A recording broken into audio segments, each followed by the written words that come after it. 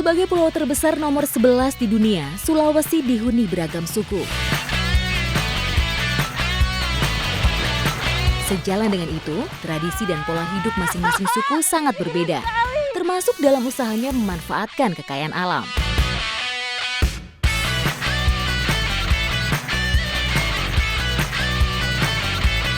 Ikan tikus rica-rica. Kalau di sini sebut dagingnya itu ikan, jadi ini daging tikus rica-rica.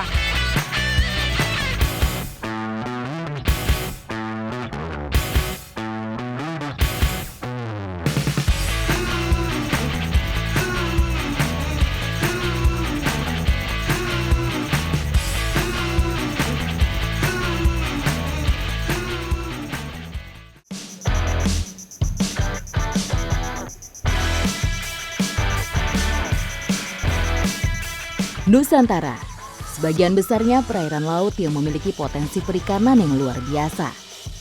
Salah satunya seperti yang ada di Laut Torosiae, Gorontalo ini. Layang-layang memang identik dengan alat permainan, tapi berbeda dengan layang-layang mau saya buat. Layang-layang ini bisa digunakan untuk menangkap ikan. Ikuti jejak saya, jejak petualang. Sebelum menuju laut, kami akan merangkai daun saroko dengan alat lainnya agar lebih mudah digunakan nanti.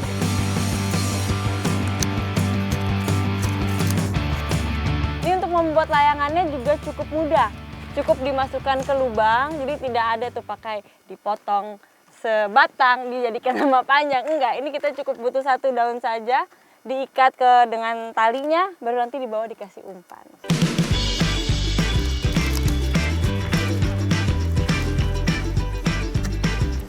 Nah, jadi ini umpannya dengan harapan ikan yang mau kita tangkap nanti bakal begitu seperti ini langsung ditarik.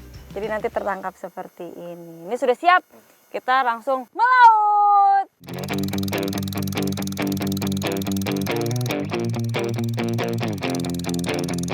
Kami akan ke spot memancing yang jaraknya sekitar 30 menit dari lokasi pengambilan daun saroko. Semoga saja Dewi Fortuna menaungi kami dalam mencari ikan hari ini.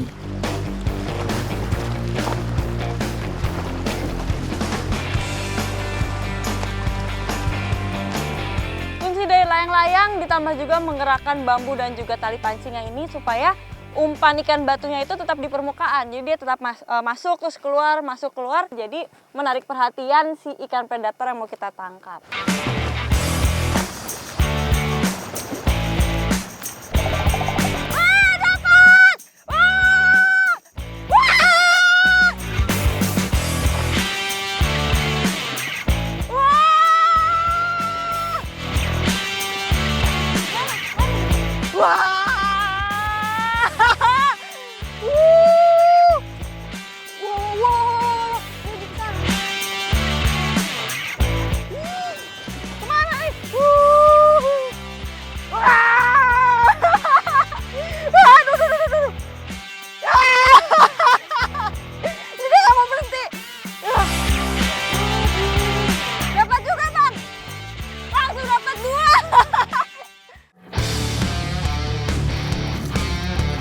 Tidak membutuhkan waktu yang lama, umpan berhasil disambar ikan target.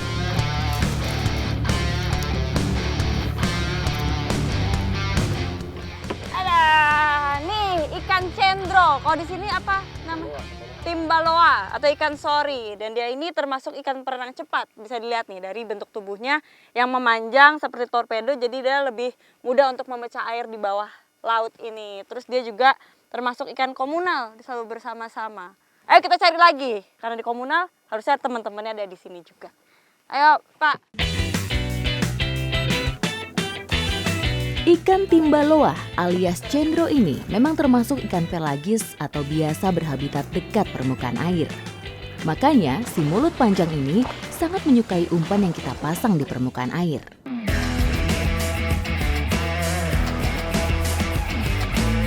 Pak, boleh gantian saya coba Pak. Sekarang giliran saya yang mencoba, semoga juga dapat seperti Bapak. Lempar saja ya. Memancing dengan teknik layang ini tidak boleh sembarangan. saya harus tetap menjaga umpan berada di permukaan air agar potensi ikan target menyambar lebih besar lagi. Dapat di mana, Pak?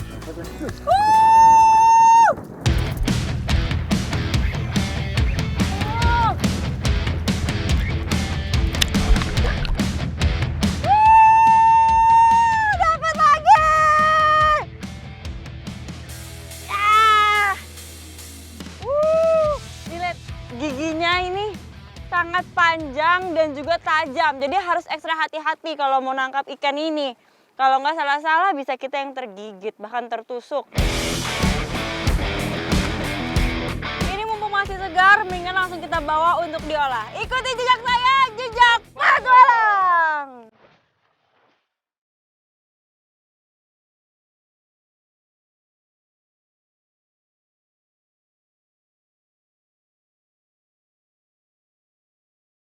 Timbaloa ini akan kita masak dengan bumbu khas bajul laut. Namanya bilaboe. Jadi itu semacam bumbu asam begitu Bapak ya? Pertama-tama, semua bumbu dasar akan dihaluskan terlebih dahulu. Selanjutnya, ikan akan dimasak selama kurang lebih 30 menit hingga masak.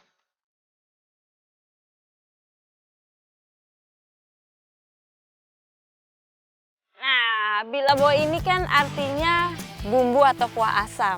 Nah, dia ini asamnya berasal dari jeruk limau. Jadi kalau udah mulai mendidih bisa langsung kita peras ke atasnya. Selain membuat kuah ikan timbaloa ini menjadi asam, jeruk limau juga bagus untuk mengobati sakit tenggorokan dan dapat menyegarkan tubuh. Sudah matang ini Bapak. Timbaloa bilaboe so matang. Saatnya kita makan. Ayo makan.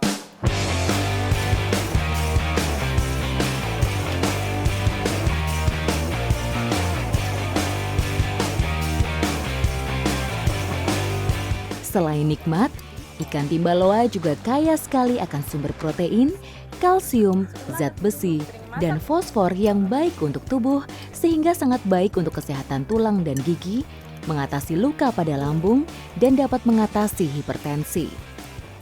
Ikan timbaloa ini bukan cuma enak, tapi sangat baik untuk kesehatan tubuh. Ikuti jejak saya, jejak petualang!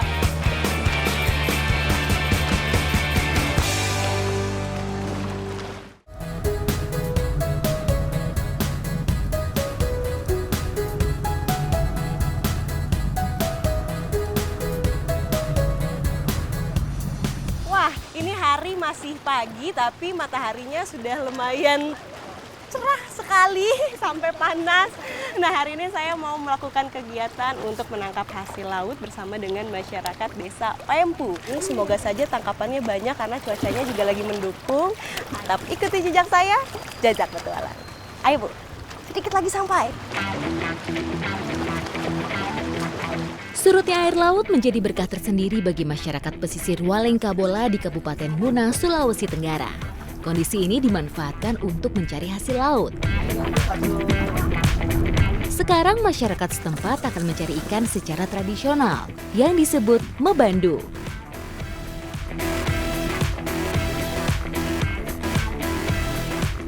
Lokasi untuk mencari ikannya memang kita mencari yang di dalam lautnya banyak karang-karang karena ikan biasanya ngumpulnya di situ. Alat yang digunakan saat mebandu hanyalah sebuah jaring yang dipasang dekat karang. Setelah dipasang, sekarang giliran kami menggiring ikan sambil berenang dan memukul air dari permukaan. Tujuannya agar ikan merasa takut dan terperangkap ke dalam jaring. Untuk nakut-nakutin ikan yang masuk ke dalam jaring itu mudah yang dilihat karena peralatannya cukup sederhana dan arusnya lumayan deras dan kencang, jadinya kita harus berenang merawan arus. Ikan yang didapat memang bukan yang berukuran besar, tetapi ini sudah cukup untuk kebutuhan sehari-hari masyarakat. Kecil tapi lumayan lah. Nah, ini salah satu hasil tangkapan dari jaringnya tadi sudah kita tangkap. Jadi memang kalau menyebar jaringnya nggak cukup sekali, jadi nanti banyak. Dan ini biasanya kita ada yang lebih besar ya.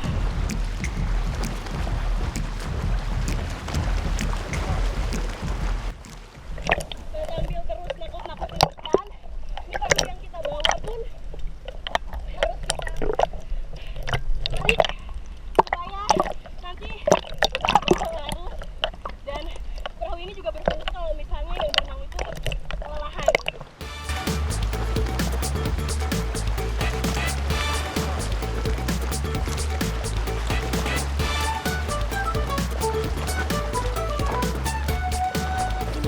Yang namanya berburu kadang kita beruntung, kadang juga tidak. Nah ini hasilnya hari ini kalau kata ibu tidak begitu banyak, tidak seperti hari-hari sebelumnya, tapi lumayan buat nanti kita masak. Dan biasanya memang ini dapetin ikan-ikan lusu dan juga katamba. Nah ini adalah lusu, ini katamba, tuh ikan-ikan sedang karena memang kita carinya ikan-ikan karang bukan ikan air dalam, jadinya besarnya sedang segini.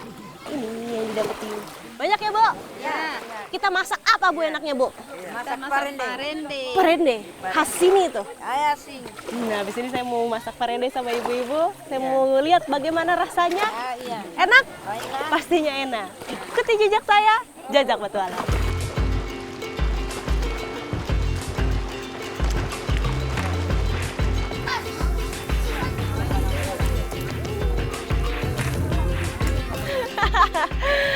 Bahan-bahan sudah siap untuk membuat parende. Saya juga sudah penasaran bagaimana cara membuatnya. Biasanya ikan itu kan enaknya dibakar, tapi kalau di sini katanya ada yang lebih enak lagi. Parende berkuah, Berkuah. asin, Asin. asam. Asam. Hah, bagaimana tuh Bu cara buatnya, Bu?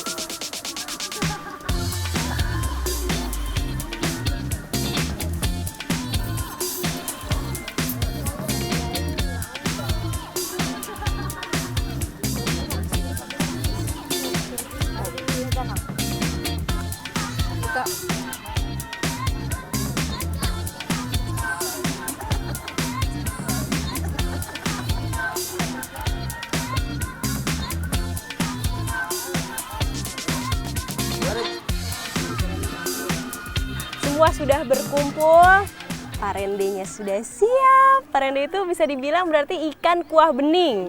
Tuh, kuahnya bening kayaknya enak dan kurang lengkap kalau nggak ada pasangannya. Kalau di sini pasangannya ada suami untuk pengganti nasi. Suami ini banyak banget ditemuin di daerah timur, daerah tengah, Indonesia Tengah. Saya temuin juga, Bu, banyak. Tapi kalau di sini juga berarti biasa makan ini ya? Enak.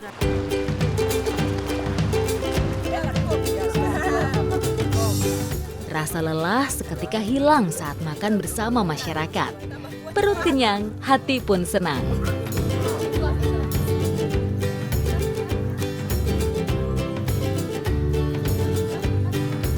Gimana, Bu? Enak? Mau tambah lagi? Sudah cukup. Ini rasa dari parendenya benar dugaan saya. Asin, asam, gurih. Apalagi dimakannya pakai ikan yang nah, dicampur dengan suami yang tidak ada rasanya, tapi ketika dicampur dengan air parende, sedapnya luar biasa, bikin kenyang juga. Mau nambah lagi, Bu? Sudah ya? Sudah ya? Ikuti jejak saya, Jajak Petualang.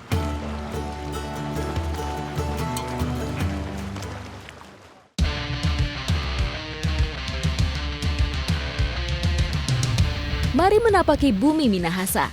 Ikut berpetualang mencari protein unik ala warga desa Malola.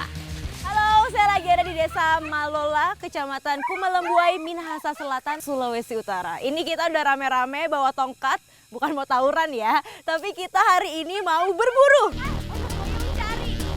Kegiatan ini terbilang menarik, mengandalkan indera penciuman anjing.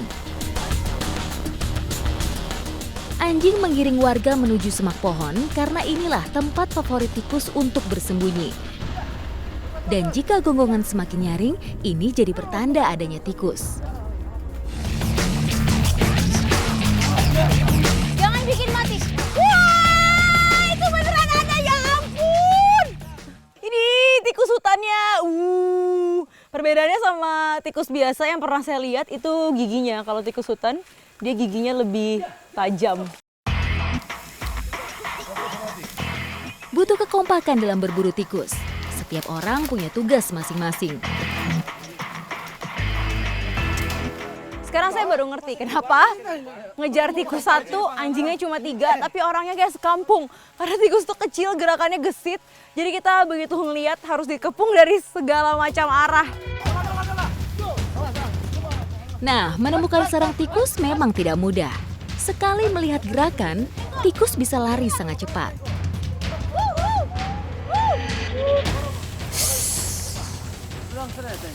Kita udah dapat sarang tikusnya.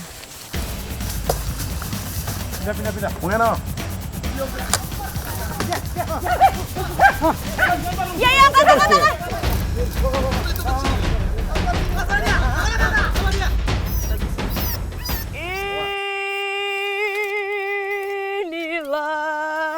Ini adalah tikus terbesar yang pernah saya lihat dan saya pegang. Apa ini Om nama tikusnya? Tikus tangkomot. Tikus tangkomot nih. Tikusnya buntutnya setengah hitam, setengah putih. Jenis tikus bernama latin Ratus Tiomanicus ini tinggal di atas pohon. Tak heran ia juga dikenal dengan sebutan tikus pohon.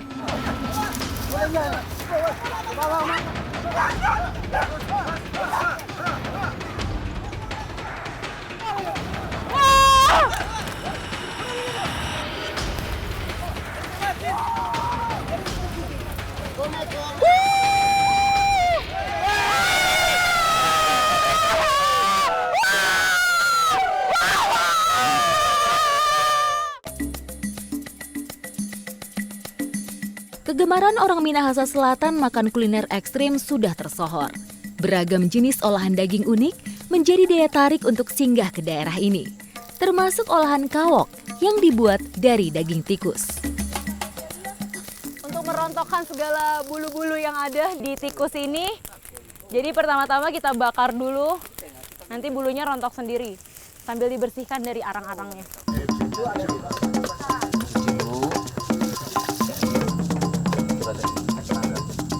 Tadi sama Om Berti lagi mengolah bumbu rica-rica ya Om? Iya. Bumbu rica-rica daging tikus. Nah ini bumbunya ada cabai hijau, ada garam, ada jahe, ada apa lagi Om? Daun lemon. Oh, ada daun lemon dan ada daun bawang. Terutama daun bawangnya itu harus super banyak, jadi nanti bau tikusnya yang bau itu hilang seketika. Prosesnya mudah, hanya mengandalkan alat tradisional untuk memasak. Rica-rica tikus siap disantap. Ya, masih bau tikus, amisnya masih ada, tapi udah nggak separah tadi karena bumbu-bumbunya, rempah-rempahnya udah banyak. Nah, supaya makin enak lagi, kita mau masaknya di dalam bambu.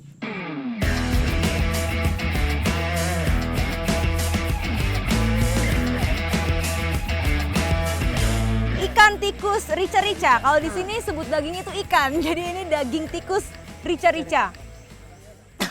Baunya, baunya dia mirip daging babi, tapi daging tikus ini lebih nyengat lagi dari daging babi. Terasa enak dengan tambahan nasi kuning berbalut daun lontar khas Minahasa Selatan. Oke. Pean ko kawan daging na. Oke. Oke, Om.